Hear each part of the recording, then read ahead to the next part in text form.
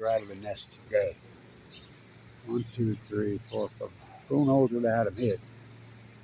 Here at the KD Hospital Pond.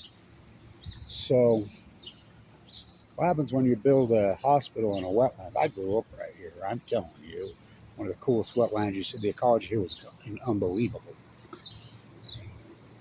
3 ponds. Right now here, the wooded area is all wooded trees. Biggest deer I ever saw in my life was standing right over there in 1978. Monster buck. Jackrabbits run through here. There were muskrats all over in here. Beaver. Freaking migratory birds of everything you can think of. Right here in South Botanics Hollow. Here in Shadow Valley, as the natives used to call it. They're out of the nest today. So let's get to the salmon numbers. Let's get to it. I don't know where they had them hid, but I heard them. They'd be sitting right over there on the ledge. I could tell she was full of eggs here a while back. I don't know where she sat on the nest. She hid somewhere in there. But let's get to the salmon numbers. So the salmon numbers on the Columbia.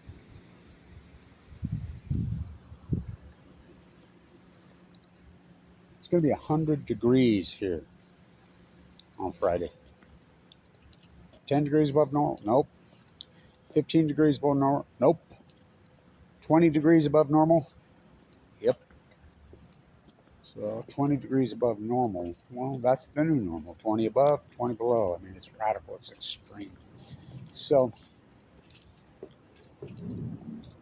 let's get to the salmon numbers. So 93,500 on the Columbia today. That number's so radical low.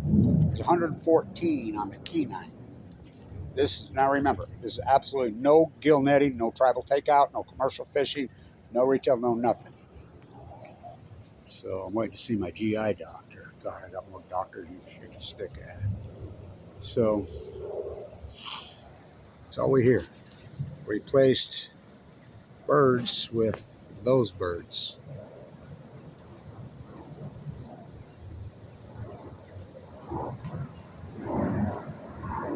"200 years ago, right now, Jim Bridger and John Weber, Weber State, Weber County, West River Elementary, Weber High. John Weber arrived here 200 years. Why'd they do nothing? It's a very good question. So we replaced those. That's all we hear all day. And such a peaceful place. I was in there in the IC unit. You know, they try to keep you calm and keep you quiet, heart patients. So such a spirit. Everybody used to come here. This was the secret hallowed place. People that lived around here, they would come here for serenity. You'd come in here and you'd sit here, so calm. I mean, these trees, it was hallowed. You could just feel the vibe in here. So incredible. I mean, incredible. So when they built the hospital on wetland, this is the trade-off. This is what they got. So I remember when they're pulling the line out of my, or doing my PET scan, I should say, before heart surgery. And they're like, they're out of the nest today, I think. Maybe yesterday. I didn't see them yesterday, and I ate lunch here yesterday. So, you just put yourself in your happy place. You know, because you go in that tunnel for 20-something minutes, fill you with glucose. That's how you can tell. They're very telling that they're full of radiation, of course. But the glucose will attach to all the cancer cells. As I am in my happy place. Well, it was.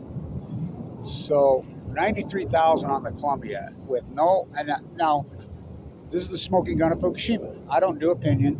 I went into that room right over there in 2011.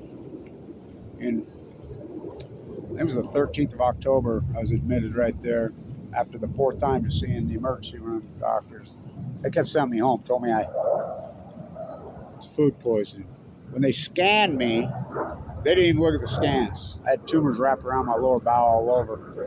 It was constricting. I'm puking. It was constricting my lower intestine. They tried to cut me open. I wouldn't let them. It's called AML leukemia de novo, which can present tumors. And when it does present tumors, it's almost always a death sentence. I mean, the survival rate. And then they went in and got a piece of one of the tumors up here, which they should have never done that, because it seeds them. And the marker was radically high. So I went in LDS. He stayed as a red 10. Yeah. No Serenity. 200 years ago. At the time, I was the only red 10 to ever come out of there alive. That's coming from Celeste, who was the secretary who did all the marker and all the work for 20. She told me that to my face. So I've been here 26 years, Kevin. I prepared your paperwork. Had you ranked as a red 10, 26 years, and I've never saw a red 10 walk out of here. She says, a lot of the people at the hospital don't like the way you fight. Your videos, whatever. She says, you should be extremely proud of you. I expect you to go out of here in a body bag. And so it's been a hell of a journey. What happens when you build a hospital on a wetland? This is a wetland. 200 years ago. So the natives, right here was a very sacred piece of real estate to them. And I know this because the old Shoshone elders told me that when I was a kid. You could sense it, you could feel it. So they weren't farmers. They didn't grow fields of corn like everybody thinks they did. No, they didn't. They didn't ride horses. Not till the whiteys brought, well, the Europeans. I mean, the Spanish Europeans, the Portuguese were even, oh God, which one was the worst? I don't know, but they were bad. Still are. I mean, well, look what we've turned into. They didn't herd cows. They didn't wear cowboy boots and tight freaking jeans. That's all spaghetti Western, incredibly manufactured, all manufactured. So, it's all manufactured. So, they lived here for at least 18,000 years in harmony. At least 200 years we've done this. Jackrabbits used to run in here with their ears this long, just everywhere, right here. We're talking the 1980s. They're into the 90s, the 70s. Muskrat's gone, beaver gone, jackrabbits, and we're talking all over. I grew up out in West Weaver, out by the marsh, and then my family members here, the doctors. I spent so much time here. All gone. Like I said, the biggest deer I ever saw was standing right there in 1978. I mean, a giant. Look it up. Biggest mule deer in the world are here. Antelope Island. They auction them off. They auction 2 in a row off. Oh my God. And you're supposed to be recovering in the hospital. You need some quiet. Now keep them quiet. He's recovering from heart surgery. Mom, I got a test in the morning. Well, I can't sleep. Why? These planes keep flying over. I mean, I can't sleep. Well, that's the sound of freedom, honey. Freedom. That's the sound of military. Oh, wings. We will. Fuck, that ain't freedom. Fuck it. Russell means. He died in 2012. Fukushima. Try to make a sequel out of it. You come from Europe with your books, with your guns, with your disease, with your jails, and you're going to teach us how to get to heaven. You're thumping your books. You're showing us our book. You're going to teach us how to get to heaven. I got news for you. Before you got here, we had no disease. We had no guns. We had no locks. This was heaven. Paradise found, paradise lost. And remember, think about the big headdresses. Think about the culture, the art of the native Western American culture. Well, all the American Indians still call Indian, but still, they're not from India. They're not from India. They're from here. And for at least 18,000 years. All day, every day. It's all you hear. Going crazy. 200 years. When they survived for at least, you know, the berries, the roots, the fish, the ducks out.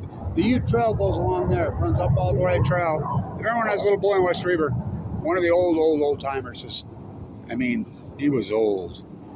This is in like 1966, 67. He told me, when I was a little boy, we lived right over there on the Ute Trail right there in West Weaver. And he says right there on the upper rail that goes right down to what we call Reese now, which is West Warren. My Uncle Gib lived there. You should have seen his collection. He had this giant shed, full headdresses, everything. So they would walk along the trail. They'd come out of the mountains in the winter, you know, spend their winters up there. And he says they would walk right by our house, you know, pulling their stuff, and they walked. They didn't ride horses, they walked. And they would winter out there and get the ducks. I found a decoy when I was a kid out there at Little Mountain. I gave it to the University of Utah like a dumbass, thinking that they were idealistic. That's how young and idealistic and stupid, thinking that academia would protect stuff. It's like giving stuff to a museum. Oh, they're going to rip it off. I wish I'd have never done that. They dated at 4,000 years old. They would get inside the water and, you know, grab the thing. I remember talking to them. They didn't net them. They would get inside. The water was pure and clean then. It's not, we were famous for our water here. Even when I was a kid. One of the Sunshine Aquifers right here. Oh my God. Trying to recover. Good luck. 200 years. Jim Bridger, John Weaver. John Weaver was stunned.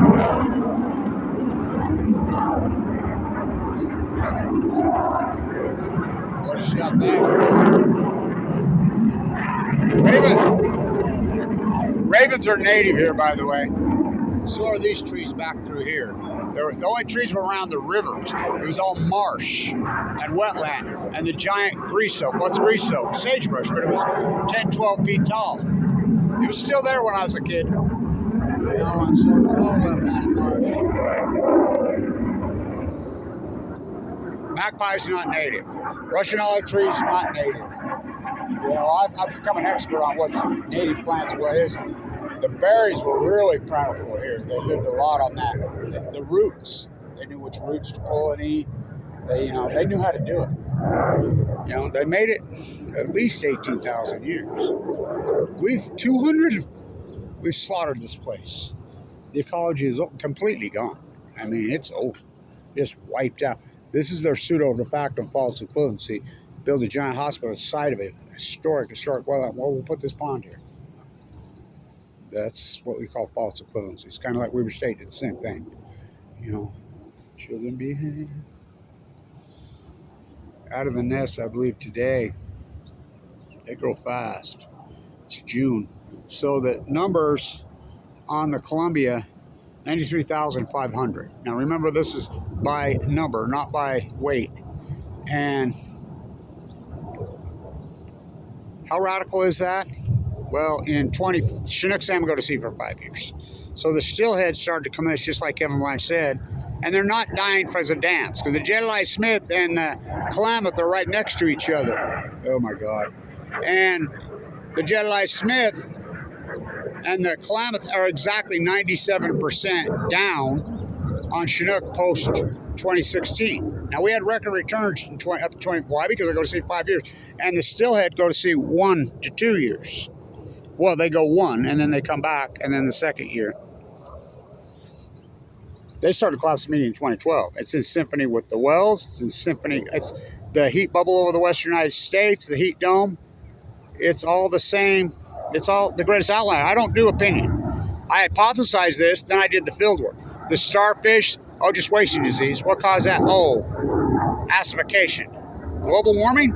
Well, we know global warming started decades ago. Global warming didn't start 2011. Did something accelerate it? Let's see. Full blown out meltdowns. So I have all the empirical data. The greatest scientists and their answers have been to blackball me. What am I going to say in the academia? And my credentials are long, really long, but I got blackballed. Weber State is the University of Nuclear Energy. Every building up there is named after freaking GGG, the Wattis. I mean, Utah Construction merged with GE. This hospital's named after it. You know? So, what a sight to see. Huh? I don't do opinion. We have all the empirical data now. We know for a fact that the greatest outlier, at least since Krakatoa 418, happened in 2011. That's absolutely unarguable now. In the Pacific Ocean, in the northern or the western North American ecology, and which spread globally. We know this factually. The birds, the seals. By the way, all you people that are rescuing seals and sea lions in California, they're legally shooting them in Oregon. They're shooting them every day, killing them every day. Where's the environmentalists there? Legally, Congress passed a law to kill seals and sea lions for eating salmon, because that's their excuse for the salmon collapse. It's theater of the insane. So, I'm going to get this up. Got an appointment here in just a few minutes. Going in there. Post-cancer. Post-2011. Oh, boy. Fucking, you believe this? And people think this is freedom. That's called the sound of military industrialized looters. Oh, boy. What a colony we've turned out to be. And you can't look at people. Well, they ain't got a chance. You've had corporations just abuse us and abuse us and abuse us. They're still spraying Roundup. They spray Roundup here. They're still spraying Roundup all over. Bare Monsanto, poisonous.